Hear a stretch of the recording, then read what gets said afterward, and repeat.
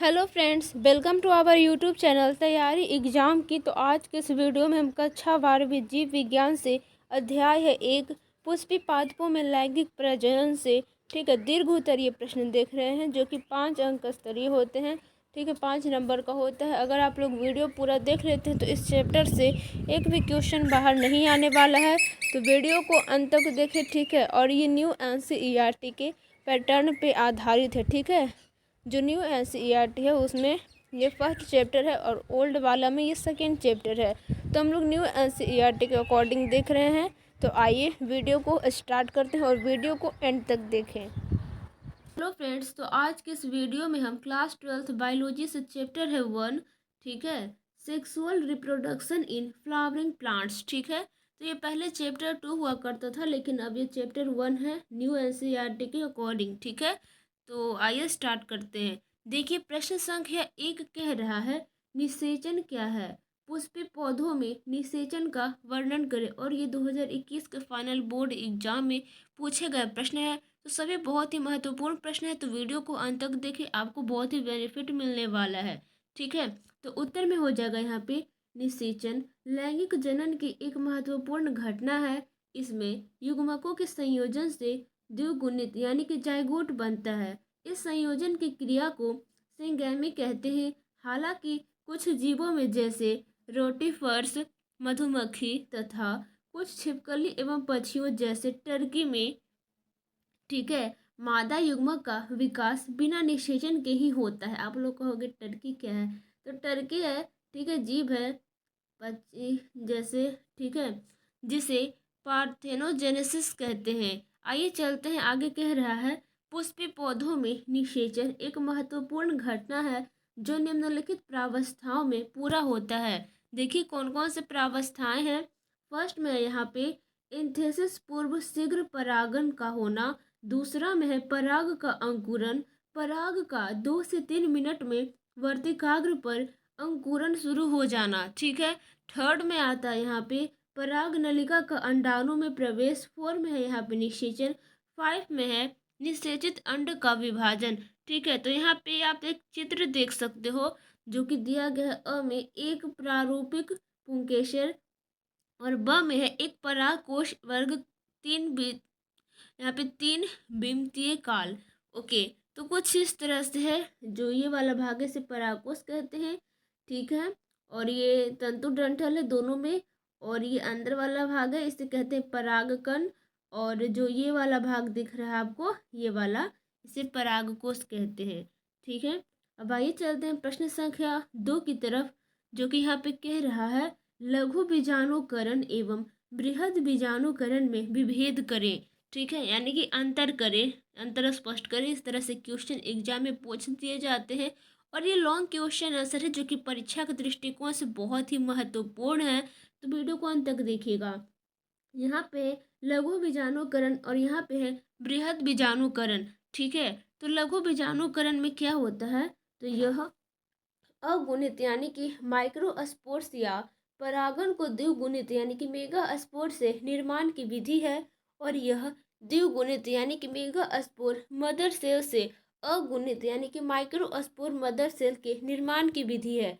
ठीक है, सेकेंड में आता है यहाँ पे यह माइक्रोस्पोरेंजियम अथवा पोलन सेल के अंदर होता है। और इसमें प्रायः एक मेगा स्पोरेंजियम के अंदर एक ही मेगा स्पोर मदर सेल होते हैं। ठीक है, आगे आता है यहाँ पे माइक्रोस्पोरोजेनेसिस के सभी उत्पाद क्रियाशील होते हैं और सिर्फ एक मेगा स्पोर ही क्रियाशील होते हैं। ठीक है, 4 में है यहाँ पे माइक्रोस्पोर से मेल गेमेटोफाइट्स का निर्माण होता है। और यहाँ पे है मेगा स्पोर से फीमेल गेमेटोफाइट या भ्रूण कोष का निर्माण होता है। ठीक है, 5 में है यहाँ पे एक टेट्राहेड्रल ट्रेड में 4 माइक्रोस्पोर्स विन्यासित होते हैं। और यहाँ पे है एक सेकेंड, एक लीनियर टेट्राड में 4 मेगास्पोर्स विन्यासित होते हैं। ठीक है, आइए चलते हैं प्रश्न संख्या 3 की तरफ। कह रहा है एक स्पष्ट चित्र द्वारा परिपक्व मादा युग्मकोद्भिद के 7 कोशीय 8 केंद्रकीय प्रकृति की व्याख्या करें। ठीक है, तो उत्तर में आप लोग कुछ इस तरह से लिखेंगे। बोल रहा है, एक मादा युग्मकोद्भिद का निर्माण एक बृहद बीजाणु में अर्धसूत्री विभाजन द्वारा होता है। बृहद बीजाणु के बनने की क्रिया को बृहद बीजाणु जनन कहते हैं। अंडाणु सामान्यतः विभेदित होकर एक बृहद बीजाणु मातृकोशिका का निर्माण करता है। माइक्रोफाइल छोर की तरफ फिर मातृकोशिका में अर्धसूत्री विभाजन द्वारा 4 बृहद बीजाणु का विकास होता है।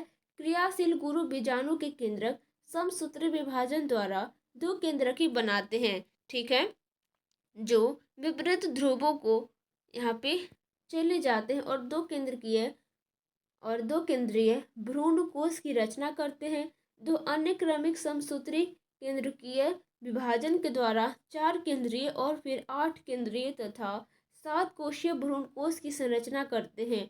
8 केंद्रीय तथा 7 कोशीय चरण के पश्चात कोशिका भित्ति की नींव पड़ती है, जो विशिष्ट प्रारूपी मादा युग्मकोद्भिद या भ्रूण कोश के संगठन का रूप लेती है। तो यहाँ पे आप लोग चित्र देख सकते हो, कुछ इस तरह से है। ओके, अ में दिया गया है भ्रूण कोश 1, 2 व 4 तथा 8 केंद्रकीय चरण एवं एक परिपक्व भ्रूण कोश, और ब में दिया गया है यहाँ पे परिपक्व भ्रूण कोश का एक आरेखीय प्रस्तुतिकरण। ठीक है, तो आइए फटाफट देख लेते हैं। ये वाला भाग दिख रहा है आपको, ये सहाय कोशिका है, इसे अंड कहते हैं। ये केंद्रीय कोशिका है। ठीक है, और यहाँ पे जो 2 दिख रहा है 2 ध्रुवीय केंद्रक है, और ये 3 दिख रहा है, इसे प्रतिव्यासांत कहते हैं। ठीक है, इसे कहते हैं प्रतिव्यासांत। और ये दिख रहा है, इसे कहते हैं ध्रुवीय केंद्रक, इसे केंद्रकीय कोशिका, इसे कहते हैं अंड, और इसे कहते हैं सहायक कोशिका, और इसे कहते हैं तंतु रूप समुच्चय। ठीक है, तो प्रश्न संख्या 3 हो चुका है। आइए चलते हैं प्रश्न संख्या 4 की तरफ। देखिए क्या कह रहा है, और ये क्वेश्चन 2017 के फाइनल बोर्ड एग्जाम में पूछे जा चुके हैं। ठीक है, तो सभी बहुत महत्वपूर्ण है। कह रहा है, दोहरा निषेचन से आप क्या समझते हैं, इसे आरेखित चित्रों द्वारा निरूपित करें, इसका महत्व का वर्णन करें। ठीक है, तो उत्तर में आप लोग लिखेंगे, दोहरा निषेचन की क्रिया आवृतबीजी पौधों में होती है, जिसमें एक ही भ्रूण कोश के अंदर निषेचन की दोहरी अभिक्रिया होती है। एक कायिक व दूसरी जनरेटिव आवृतबीजी पौधों में पराग नलिका के फटने से 2 में से एक सिंड्रिक्स से 2 नर युग्मक विमुक्त होता है। इनमें से एक नर युग्मक अंड कोशिका यानी कि एग सेल से संलयन कर युग्मनज बनाता है, तथा दूसरा नर युग्मक ध्रुवीय केंद्रकों यानी कि पोलर न्यूक्लियस से संलयन करता है। आगे है यहाँ पे, निषेचन से पूर्व दोनों ध्रुवीय केंद्रक मिलकर द्वितीय केंद्रक बनाते हैं। द्वितीय केंद्रक तथा नर युग्मक के संलयन से बनी रचना प्राथमिक भ्रूणपोष केंद्रक यानी कि प्राइमरी एंडोस्पर्म न्यूक्लियस कहलाती है। इस प्रकार निषेचन की क्रिया में नर युग्मक का अंड से मिलकर द्विगुणित युग्मनज बनाना, फिर द्वितीय केंद्रक का नर युग्मक से संलयन द्विनिषेचन कहलाता है। दोहरे निषेचन का महत्व ए में है। यहाँ पर द्विनिषेचन के पश्चात ही भ्रूणपोष का निर्माण होता है तथा भ्रूणपोष से ही भ्रूण को पोषण मिलता है। बी में है, आवृतबीजी पौधों में द्विनिषेचन का खास महत्व है, क्योंकि ऐसे पौधों में यदि सिर्फ संयुग्मन यानी कि सिंगामी होता है और त्रिसंलयन नहीं होता है, तो भ्रूणपोष का निर्माण नहीं हो पाता। ओके, आइए अब देखिए, यहाँ पे चित्र दिया गया है द्विनिषेचन का। ठीक है, चलिए फटाफट इसे भी देख लेते हैं, क्योंकि रिवीजन की तरफ। यहाँ पे अपभ्रष्टीय सहाय इसे कोशिका, यहाँ पर है युग्मनज टूयन, यहाँ पे प्राथमिक भ्रूण कोश कोशिका, और इसे कहते हैं प्राथमिक भ्रूण कोश केंद्रक थ्रियम। ठीक है, और जो लास्ट में है यहाँ पे, इसे कहते हैं अपभ्रष्टीय प्रतिव्यासांत कोशिका। ठीक है, आइए चलते हैं प्रश्न संख्या 5 की तरफ। देखिए क्या कह रहा है, और ये बहुत ही इंपॉर्टेंट है परीक्षा के दृष्टिकोण से, तो इसे अच्छे से आप लोग देखेंगे। ठीक है, कह रहा है, फल क्या है, इसके प्रकार एवं निर्माण विकास की अवस्थाओं का वर्णन करें। ठीक है, तो उत्तर में लिखेंगे आप लोग कुछ इस तरह से, अधिकतर पौधों में फलों का विकास अंडाशय से होता है, ये बात आप सभी को याद रखनी है, जबकि अन्य फ्लोरल पार्ट्स नष्ट होकर गिर जाते हैं। हालांकि कुछ प्रजातियों में जैसे सेब, स्ट्रॉबेरी इत्यादि थैलेमस भी फल के निर्माण में मदद करता है। ऐसे फल को ही फॉल्स फ्रूट कहते हैं। जबकि अधिकतर फल सिर्फ अंडाशय से विकसित होते हैं, जिसे ट्रू फ्रूट कहते हैं। यद्यपि अधिकतर फलों का निर्माण निषेचन के द्वारा होता है, पर कुछ प्रजातियों में बिना निषेचन के ही होता है। ऐसे फल को यहाँ पे कहते हैं पार्थेनोकार्पिक फ्रूट कहते हैं। ठीक है, जैसे केला पार्थोन यहाँ पे पार्थेनोकार्पी वृद्धि हार्मोन द्वारा उत्प्रेरित होता है। ऐसे फल बीज रहित होते हैं। ठीक है, उसमें बीज नहीं पाया जाता है। तो चित्र है यहाँ पे सेब एवं स्ट्रॉबेरी के आभासी फल। देखिए क्या क्या है यहाँ पे। पुष्पासन, इसे कहते हैं अंड बीज। ठीक है, और ये इसे कहते हैं अंतःफल भित्ति, और ये है पुष्पासन, और इसे कहते हैं एकीन। ठीक है, ये सभी बात आप सभी को याद रखनी है। तो चित्र है सेब एवं स्ट्रॉबेरी के आभासी फल। फल का विकास हम लोग देख रहे हैं। फर्स्ट में है फल के विकास के लिए पहला स्टिमुलस परागण से आता है, जबकि दूसरा स्टिमुलस विकसित हुआ विकासशील बीज से प्राप्त होता है। दूसरा में निषेचन के लिए परागण आवश्यक है, अतः बीज एवं फल विकास के लिए भी। ठीक है, आइए अब चलते हैं आगे की तरफ। थर्ड में कह रहा है यहाँ पे परागण से निर्मित पराग नलिका द्वारा ऑक्सीन हार्मोन संश्लेषण को बढ़ावा मिलता है पिस्टिल के अंदर। प्रश्न संख्या 6 आता है, भ्रूणपोष क्या है? इसकी रचना एवं प्रकार का वर्णन करें। भ्रूणपोष के महत्व अथवा कार्य का वर्णन करें। तो कुछ भी एग्जाम में पूछ सकता है आपको। ठीक है, तो उत्तर में लिखेंगे आप लोग कुछ इस तरह से। भ्रूणपोष भोजन युक्त ऊतक को कहते हैं। किसे कहते हैं? तो भोजन युक्त ऊतक को, जिससे भ्रूण को पोषण प्राप्त होता है। जिम्नोस्पर्म से यह मादा गैमेटोफाइट को दर्शाता है। एंजियोस्पर्म से भ्रूणपोष एक विशेष प्रकार का ऊतक है जो कायिक निषेचन तथा त्रिसंलयन के द्वारा बनता है, अर्थात नर युग्मक का सेंट्रल सेल के द्विगुणित द्वितीय केंद्र के साथ संलयन के द्वारा भ्रूणपोष का निर्माण होता है। ठीक है, संलयन के द्वारा प्राप्त उत्पाद प्राथमिक भ्रूणपोष कोशिका कहलाती है, जिसे ट्राइपॉइड, ठीक है, ट्राइपॉइड एंडोस्पर्म न्यूक्लियस रहता है। ठीक है, तो यहाँ पे देखिए कुछ प्रकार दिए गए हैं किसके, तो चित्र भ्रूणपोष के प्रकार। तो आइए फटाफट हम लोग देख लेते हैं। यहाँ पे है oospore के, और यहाँ पे भ्रूण है इस तरह से, और ये जो है ये वाला पार्ट, इसे भ्रूणपोष कहते हैं। अच्छे से आप लोग स्ट्रक्चर देख ले। ठीक है, इसे कहते हैं oospore, और यहाँ पे देख रहे हैं इसे भ्रूण, और ये है कोशीय भ्रूणपोष, ये दोनों, और इसे oospore कहते हैं। और ये है हिलोबियल, और ये है भ्रूण। ठीक है, तो आपको जानकारी के लिए पता होना चाहिए। अब देखिए हम बात कर रहे हैं निर्माण की विधि के आधार पर आवृत्तबीजी भ्रूणकोष 3 प्रकार का होता है। तो कौन कौन से होते हैं आइए देखते हैं। फर्स्ट में है यहाँ पे केंद्रकीय भ्रूणकोष। इसके प्राथमिक भ्रूणकोष केंद्रक बारंबार विभाजित होते हैं तथा बिना भेदी निर्माण द्वारा बड़ी संख्या में स्वतंत्र केंद्रक उत्पन्न करते हैं, जैसे मक्का, धान इत्यादि। ठीक है, दूसरा में यहाँ पे कोशिकीय भ्रूणपोष। प्राथमिक भ्रूणपोष केंद्रक का प्रत्येक विभाजन कोशिका भाजन द्वारा होता है, अतः पोषण आरंभ से ही कोशिकीय होता है, जैसे धतुरा, यहाँ पे बालसम इत्यादि। ठीक है, यहाँ पे तीसरा है होलोबियल भ्रूणपोष, जैसे एक बीजपत्री होलोबियलस। इसमें प्राथमिक भ्रूणपोष केंद्र का प्रथम विभाजन अनुप्रस्थ कोशिका विभाजन होता है, जिससे दो असमान कोशिका का निर्माण होता है, जिसमें बड़ी कोशिका यानी कि माइक्रोपाइलर तथा छोटी चैलेजल कोशिका कहलाती है। ठीक है, ओके, आइए चलते प्रश्न संख्या 7 की तरफ। देखिए क्या कह रहा है। बीज से आप क्या समझते हैं? बीज के निर्माण की विधि का वर्णन करें और बीजों के प्रकार का वर्णन करें। कहने का एक क्वेश्चन है, बट इसमें 3 क्वेश्चन है। ठीक है, इसीलिए तो नाम पड़ा है लॉन्ग क्वेश्चन आंसर। ठीक है, दीर्घ उत्तरीय प्रश्न।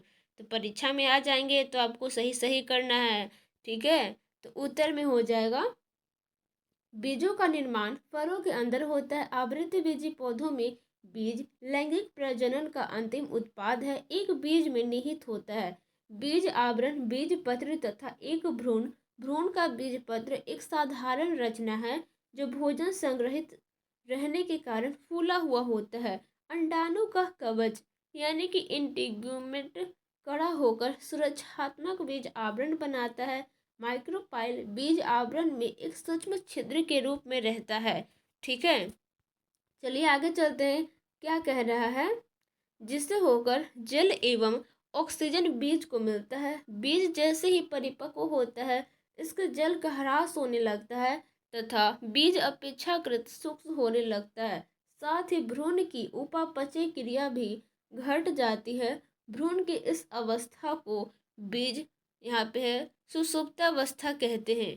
ठीक है, और यहाँ पर देख लीजिए चित्र कुछ बीजों की रचना का दिया गया है, तो फटाफट देख लेते हैं क्या क्या है, आपको रिवीजन हो जाएगा। ठीक है, यहाँ पे है माइक्रोपाइल और इसे कहते हैं बीज पत्रक, और यहाँ पे बीज आवरण एंडोस्पर्म अंदर का हो जाएगा बीज पत्र, और यहाँ पे हो जाएगा हाइपोकोटिल रूट एक्सिस। ठीक है, इसे कहते हैं सूट एपिकल मेरिस्टेम। यहाँ पे मूल अग्र, वैसे पीडीएफ प्रोवाइड कर दिया गया है टेलीग्राम पे, आप लोग वहाँ से भी देख सकते हैं। इसे कहते हैं बीज आवरण, इसे कहते हैं बीज पत्र, और इसे कहते हैं सूट एपिकल, और ये वाला पार्ट है इसे कहते हैं मेरिस्टेम हाइपोकोटिल। ठीक है, और इसे कहते हैं रूट अग्र endosperm hypocotyl root axis. Okay, और यहाँ पे है एपिकार्प, यहाँ पे भ्रूणपोष स्कूटेलम, यहाँ पे है केलोपेटाइल, यहाँ पे है प्लूम्यूल, और इसे कहते हैं रेडिकल, इसे कहते हैं कोलेओरिजा। ठीक है, बीज दो प्रकार के होते हैं, ध्यान देंगे कौन कौन से होते हैं। फर्स्ट में है अल्बुमिनस बीज। तो किसे कहते हैं? अल्बुमिनस बीज। तो ऐसे बीज के भ्रूणपोष में अल्बुमिन नामक पोषक पदार्थ होता है, अतः इसे भ्रूणपोषी बीज भी कहते हैं, जैसे मक्का, गेहूं इत्यादि। ठीक है, दूसरा में है यहाँ पे नॉन अल्बुमिनस बीज। ऐसे बीज के भ्रूणकोश यहाँ पे भ्रूणपोष विकास के दौरान पूर्णतः खर्च हो जाते हैं, अतः इसे अभ्रूणपोषी बीज कहते हैं, जैसे मटर, मूंगफली इत्यादि। ओके, प्रश्न संख्या 8 आता है यहाँ पे, विभिन्न प्रकार के अंडाणु यानी कि ओव्यूल्स का वर्णन करें।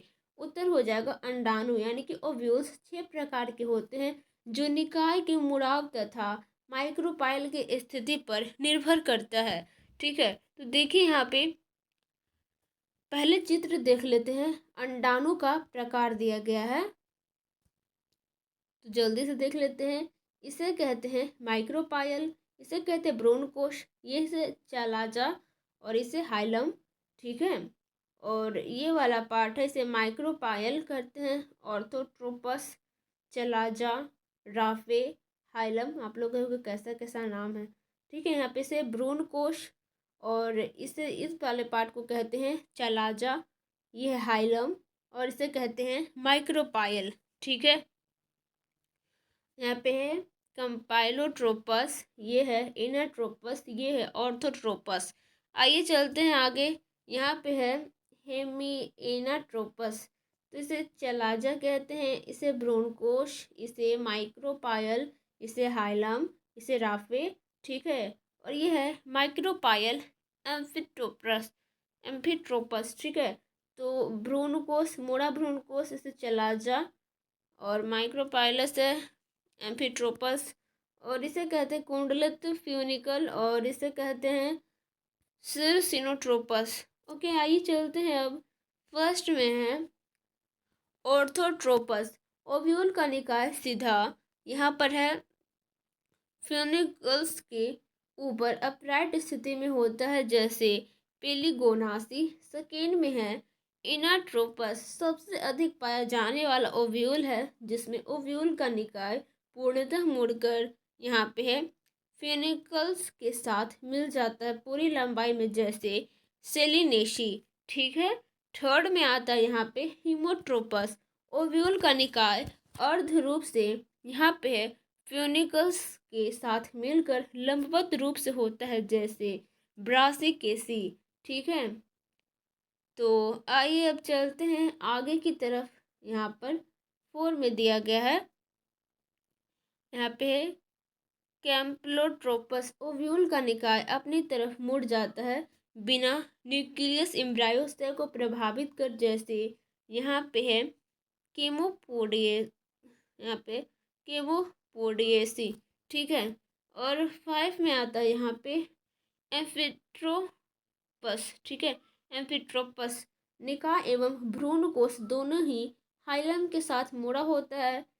चलेजा एवं माइक्रोपायल के नजदीकतम जैसे कुछ क्रूसिफर्स, ठीक है। 6 में आता है यहाँ पे सरसेंट्रोपस ओव्यूल का निकाय मुड़कर फिर सीधा हो जाता है, पर यहाँ पर दिया गया है फ्यूनिक्यूल्स कुंडलित हो जाता है जैसे केकटेसी। प्रश्न संख्या 9 आता है यहाँ पे एक प्रारूपी द्विबीजपत्री भ्रूण की रचना एवं विकास का वर्णन करें, और ये मोस्ट वीवीआई है, ठीक है। तो आइए देखते हैं। एक प्रारूपी द्विबीजपत्री भ्रूण का विकास भ्रूण कोश या पुट्टी के बीजांड द्वारा, सॉरी यहाँ पे द्वारा होगा, द्वारी नहीं होगा, गलती से हो गया है, सिरे पर होता है जहाँ पर युग्मनज स्थित होता है। अधिकतर युग्मनज तब विभाजित होते हैं जब कुछ निश्चित सीमा तक भ्रूणपोष विकसित हो जाता है। ये एक प्रकार का अनुकूलन है ताकि विकासशील भ्रूण को सुनिश्चित पोषण प्राप्त हो सके। भ्रूण विकास की प्रारंभिक अवस्था एक बीजपत्री तथा द्विबीजपत्री दोनों ही में समान होती है, ठीक है। तो ये कुछ इस तरह से है चित्र, आप लोग देख सकते हैं। एक प्ररूपी द्विबीजपत्री भ्रूण ब में है एक घास के भ्रूण का अनुप्रस्थ काट, ठीक है। तो अ में देख लीजिए जल्दी से, इसे कहते हैं प्रांकुर और इस वाले भाग को कहते हैं बीजपत्र, इस वाले भाग को बीजपत्राधार, ये मूलांकुर, इसे मूलगोप, ठीक है। ये स्कुटेलम, इसे कहते हैं प्रांकुर चूल, और इसे कहते हैं प्ररोह शीर्ष, इसे कहते हैं अकीरोक, इसे कहते हैं मूलांकुर, इसे कहते हैं मूलगुप, इसे कहते हैं मूलांकुर चोल, ठीक है। आइए अब चलते हैं आगे। कुछ लिखा हुआ है एक प्रारूपी द्विबीजपत्री भ्रूण में एक भ्रूणीय अंश तथा दो बीजपत्र समाहित होते हैं। बीजपत्र के स्तर से ऊपर भ्रूणीय अंश की प्रोटीन यानी कि एपिसाइटोल, ठीक है, एपिसाइटोल बीजपत्र परिक होते हैं जो प्रांकुर यानी कि प्लूमेल पर समाप्त हो जाती है। बीजपत्राकार यानी कि हाइपोकोटिल में बीजपत्री के स्तर से नीचे मूलांत सिरा यानी कि रेडिसल और रूट टिप पर समाप्त हो जाती है। आइए चलते हैं अब प्रश्न संख्या 10 की तरफ। कह रहा है स्वपरागन को परिभाषित करें, इसके लाभों का वर्णन करें तथा स्वपरागन में प्रयुक्त युक्तियों का वर्णन करें। तो एक क्वेश्चन यहाँ पे, दो क्वेश्चन यहाँ पे और तीसरा क्वेश्चन यहाँ पे, यानी कि कहने का एक क्वेश्चन है बट इसमें 3 क्वेश्चन है। तो आइए फटाफट इसका उत्तर देख लेते हैं।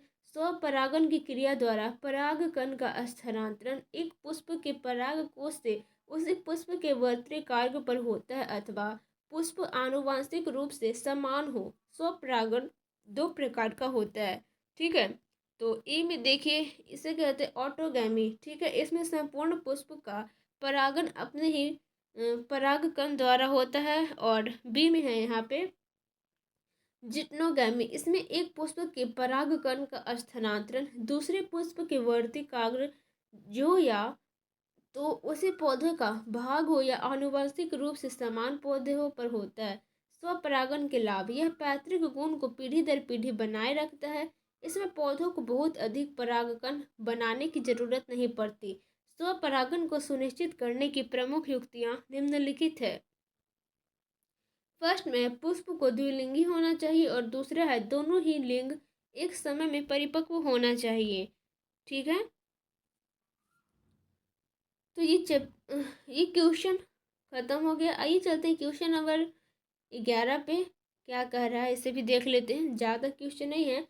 पर परागन क्या है तथा इसके प्रकारों का वर्णन करें और इसके विभिन्न वाहक का नाम लिखें तथा इसके महत्व को दर्शाएं। ये देखिए 4 क्वेश्चन आ गया एक क्वेश्चन में। तो देखिए हम लोग उत्तर अच्छे से देंगे ताकि आपको अच्छे से अच्छा नंबर मिल सके, फुल में फुल। तो उत्तर हो जाएगा पर परागन प्रजनन की वह विधि है जिसमें किसी पुष्प के पराग कोश से परागकण का स्थानांतरण किसी दूसरे आनुवांशिकी पुष्प की वर्तिकाग्र पर होता है। इसे जीनोगेमी भी कहते हैं। पर परागन में प्रयुक्त होने वाले प्रमुख बाह्य वाहक हैं जल, वायु, कीट, पक्षी, मधुमक्खी, चमगादड़ इत्यादि, ठीक है। आगे पर परागन के प्रकार, यह कई प्रकार के होते हैं। इनमें हाइड्रोफिली, इसमें जल का उपयोग परागवाहक के रूप में किया जाता है, उदाहरण जोस्टेरा, ठीक है। और बी में है यहाँ पे एनीमोफिली, इसमें हवा द्वारा परागण संपन्न होता है जैसे मक्का। और सी में आता है यहाँ पे, एक सेकेंड क्या आ गया, इसे रिमूव करते हैं। हाँ, सी में यहाँ पे एंटोमोफिली, इसमें कीट द्वारा परागण संपन्न होता है जैसे रेफलिस। या डी में है ओर्निथोफिली, इसमें परागण पक्षियों द्वारा संपन्न होता है जैसे बिग्नोनिया, यहाँ पे है ए गेव इत्यादि। और ई में है काइरोप्टेरोफिली, यह बैट्स द्वारा संपन्न होता है पर परागण के महत्व। और यहाँ पे लाभ, इसके द्वारा जेनेटिक रिकॉम्बिनेशन होता है जिससे संतति में भिन्नता आती है। और यहाँ पर है हानि, इसमें प्रचुर संख्या में परागकण का उत्पादन होता है जो काफ़ी वेस्टफुल और खर्चीला है। प्रश्न संख्या 12 है, परागकण क्या है? किसी परागकण चतुष्भुज की रचना का वर्णन करें। तो उत्तर हो जाएगा यहाँ पे परागकण नर गैमेटोफाइट्स को प्रतिनिधित्व करता है। परागकण 25 से 50 माइक्रोमीटर व्यास में प्रायः गोल होते हैं। इसमें विकसित 2 स्तरीय आवरण होते हैं। ठीक है, फर्स्ट है यहाँ पे सबसे बाहर कड़ा यानी कि एक्जिन, जो स्पोरोपोलिनियन से निर्मित होता है। यह सबसे अधिक ज्ञात प्रतिरोधी कार्बनिक पदार्थ है जो उच्च ताप एवं प्रबल अम्ल एवं क्षार को भी सह सकता है। ठीक है, एग्जाइन में एक बड़ा छिद्र होता है जिसे जर्मपोर कहते हैं। परागकण को स्पोरोपोलिनिन के कारण ही जीवाश्म के रूप में संरक्षित किया जाता है। और ये बात आप सभी को याद रखनी है। सेकेंड में आता है इंटिन। ठीक है, यह परागकण का आंतरिक स्तर है जिसमें पतला तथा अनवरत स्तरीय सेलुलोज एवं पेक्टिन निर्मित होता है। तो ध्यान देंगे ये चित्र किसका है, तो परागकण टेट्राड का विस्तारित रूप। ठीक है, तो यहाँ पर देख लीजिए, इसे कहते हैं बाहरी भाग यानी कि एक्साइन, और इसे कहते हैं आंतरिक भाग यानी कि इंटाइन। ठीक है, तो जब परागकण परिपक्व होता है तो इसमें 2 कोशिका होती है, एक कायिक कोशिका तथा दूसरी जनरेटिव कोशिका। कायिक कोशिका बड़ा होता है तथा इसमें भोजन संचित रहता है, जबकि जनरेटिव कोशिका छोटा होता है।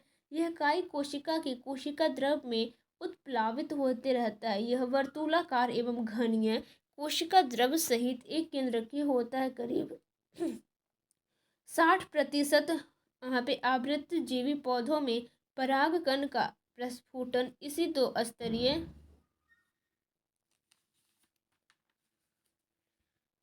आगे है यहाँ पे कोशा के रूप में होता है। बाकी प्रजातियों में जनरेटिव सेल्स समसूत्री विभाजन द्वारा 2 नर युग्मक में विभाजित हो जाता है परागकण के बाहर निकलने से पहले, अतः यह त्रिकोशीय होता है। ठीक है, प्रश्न संख्या 13 है। अब ज़्यादा क्वेश्चन नहीं है, 16 क्वेश्चन है बस। तो एक लघु बीजाणुधानी की संरचना का वर्णन करें, वेरी वेरी इंपॉर्टेंट। तो उत्तर हो जाएगा यहाँ पे, एक प्रारूपी लघु बीजाणुधानी प्रारंभ में गोलाई में प्रकट होती है जो बाद में चलकर चतुष्कोणीय हो जाती है। कैसी? तो चतुष्कोणीय। यह सामान्यतः 4 भित्तियों से आवृत होती है। पहला में बाह्य त्वचा यानी कि एपिडर्मिस, दूसरा में मध्य परत यानी कि मिडिल लेयर्स, तीसरा में है अंतस्थीसियम यानी कि एंडोथीसियम, फोर में टैपिटम। परागकोश के परिपक्व तथा स्फुरित यानी कि डिहाइड्रेट होने के बाद लघु बीजाणु परागकोशों के रूप में विकसित हो जाते हैं।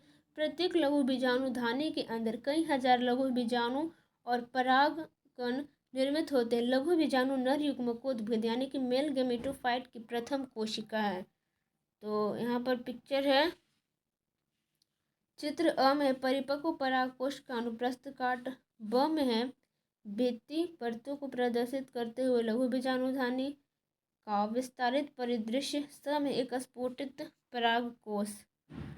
तो अ में यहाँ पर हो जाएगा, इसे कहते हैं टेपिटम इसे कहते हैं संयोजी, और इसे कहते हैं अंतस्त्वचा। और ये वाला पार्ट है इसे कहते हैं अंतस्थीशियम, और इसे कहते हैं बीजाणुजन, और इसे कहते हैं उत्तक टेपिटम, और इसे कहते हैं मध्य परत।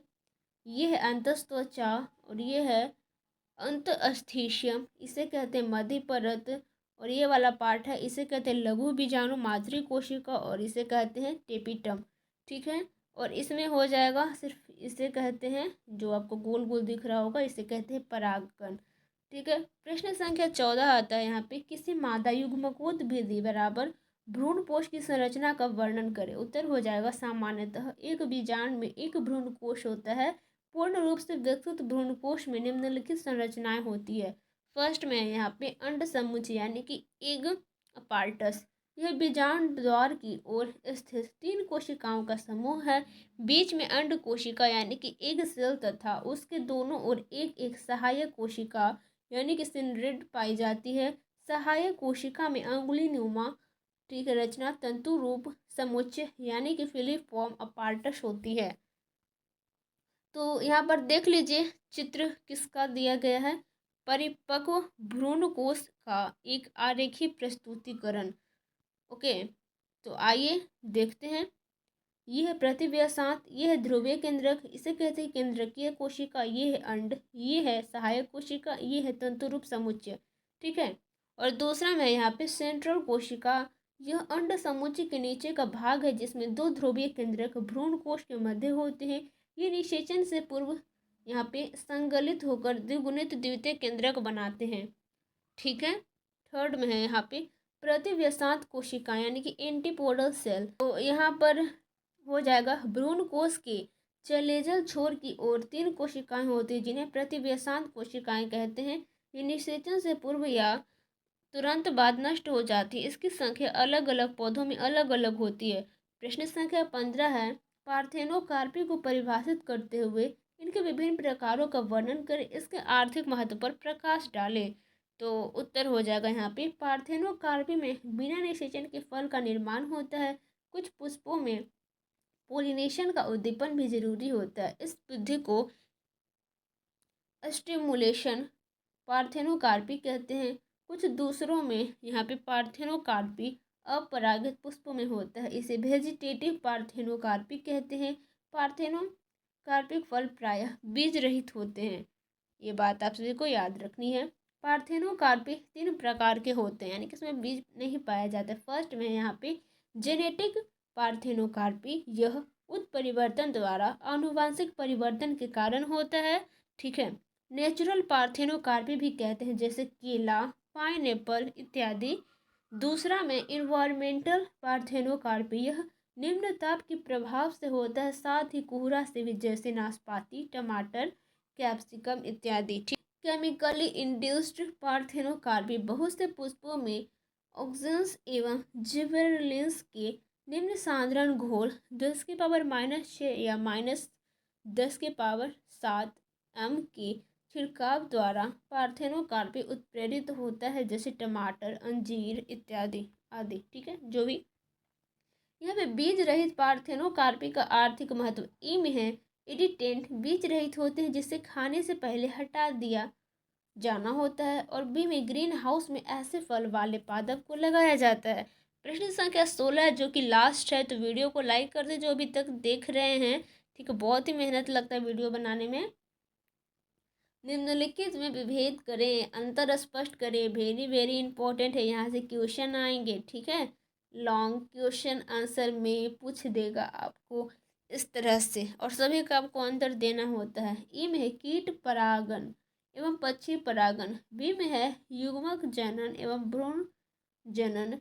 सी में एनिमोफिली एवं जूफिली। डी में है एरेनोटॉकी एवं थैलीटॉकी। ई में है स्वनिषेचन एवं परनिषेचन। ठीक है। तो देखिए फटाफट हम लोग देखते हैं। कीट परागन यानी कि इंसेक्ट एंटेमोफिली, पक्षी परागन यानी कि ऑर्निथोफिली। तो आइए देखते हैं। यह सर्वाधिक पाया जाने वाला जूफिली है, जिसमें कीट परागवाह का कार्य करता है। इसमें परागवाह का कार्य पक्षियों द्वारा संपन्न होता है। ठीक है। और यहाँ पे इसके द्वारा सर्वाधिक परागित होने वाले पुष्प यहाँ पे है एस्टिरेसी व लेमिनेसी कुल से आते हैं, और इसके द्वारा बॉम्बैक्स, यहाँ पे बिग्नोनिना एवं अगव नामक पौधे मुख्यतः परागित होते हैं। ओके, अब देखिए बी का उत्तर हो जाएगा यहाँ पे युग्मक जनन यानी कि गैमेटोजेनेसिस, और भ्रूण जनन यानी कि एम्ब्रायोजेनेसिस। ठीक है। तो देख लीजिए, यह अगुणित युग्मक के निर्माण की क्रिया है। इसमें शुक्राणु जनन व अंड जनन होता है, और इसके द्वारा एक कोशिकीय युग्मनज से बहुकोशिकीय भ्रूण का निर्माण तथा विकास होता है। और यहाँ पे हो जाएगा, यह मियोसिस द्वारा पूरा होता है और यह माइटोसिस की तरह की क्रिया है। तो आपको लिखा नहीं है इतना अंतर बताएं, बस आपको अंतर कर देना है, ठीक है। वायु परागण यानी कि एनेमोफिली और जूफिली, ठीक है। तो इसमें परागकण का स्थानांतरण यानी कि स्टिग्मा तक वायु के द्वारा होता है और इसमें परागण विभिन्न जंतुओं द्वारा वाहक के रूप में होता है। आइए चलते हैं आगे। जैसे में हो जाएगा नारियल, खजूर, मक्का इत्यादि, और इसमें जैसे में सरसों, आम इत्यादि। ओके, प्रश्न संख्या सॉरी डी है एरेनोटोकी यानी कि, और यहाँ पे है थेलीटोकी, ठीक है। इसमें सिर्फ नर उत्पन्न होता है और इसके द्वारा सिर्फ मादा उत्पन्न होती है और यह रोटिफर्स तथा नर मधुमक्खी ड्रोन में होता है। और इसके प्रमुख उदाहरण हैं लेपिडोप्टेरा के, यहाँ पे सोलेनोविया तथा लेक्रेटा सेक्सिकोला सरीसृप में, ठीक है। कैसा कैसा नेम रहता है। यहाँ पे स्वनिषेचन यानी कि सेल्फ फर्टिलाइजेशन, यहाँ पे पर निषेचन यानी कि क्रॉस फर्टिलाइजेशन, ठीक है। तो इसमें एक ही पेरेंट के नर व मादा युग्मक में संलयन होता है। इसमें दो अलग अलग पेरेंट के नर युग्मक द्वारा संलयन होता है, ठीक है। यह यूनिपेरेंटल होता है जैसे टीनिया यानी कि जिसे फीता कृमि भी कहते हैं, और यह बाई पेरेंटल होता है जैसे केचुआ। सो आई होप आप लोगों को वीडियो अच्छा लगा होगा, तो लाइक कर दे। चैनल पर आए तो चैनल को सब्सक्राइब करके बेल आइकन को प्रेस कर दे, एक अच्छा सा कमेंट कर दे, और अपने दोस्तों के पास तो शेयर आप लोग कर ही देते हो, इसके लिए कहना क्या है, ठीक है। तो वीडियो अच्छा लगा होगा, और टेलीग्राम चैनल ज्वाइन कर ले। न्यू स्टूडेंट हैं जो सिंपली टेलीग्राम पे जाएंगे और सर्च करेंगे तैयारी एग्जाम के 12th ग्रुप, जैसे ही सर्च करेंगे हमारे चैनल का लोगो आ जाएगा, क्लिक करके ज्वाइन कर लेंगे। तो बहुत सारे स्टूडेंट को PDF प्राप्त करने में दिक्कत होती है, तो टेलीग्राम पे जाएंगे और फाइल वाले सेक्शन में जाएंगे, फाइल वाले सेक्शन में, ठीक है, एक सर्च करने का बॉक्स रहेगा, सर्च बॉक्स में जाएंगे और जो भी आपको PDF चाहिए हिंदी में आप लोग सर्च करेंगे, वो PDF आ जाएगा, वहाँ से आप लोग पढ़ सकते हो। तो कोई भी डाउट हो तो कमेंट करें। तो मिलते हैं नेक्स्ट वीडियो में, तो और भी आगे आने वाले वीडियो आते रहेंगे अच्छे अच्छे, ठीक है। तो प्लेलिस्ट भी विजिट करते रहिएगा, न्यू प्लेलिस्ट बन रहा है 2025 एग्जाम के लिए और आगे आने वाले परीक्षा के लिए, सभी न्यू पैटर्न पर आधारित है। तो मिलते हैं नेक्स्ट वीडियो में। Thank you for watching this video, have a nice day.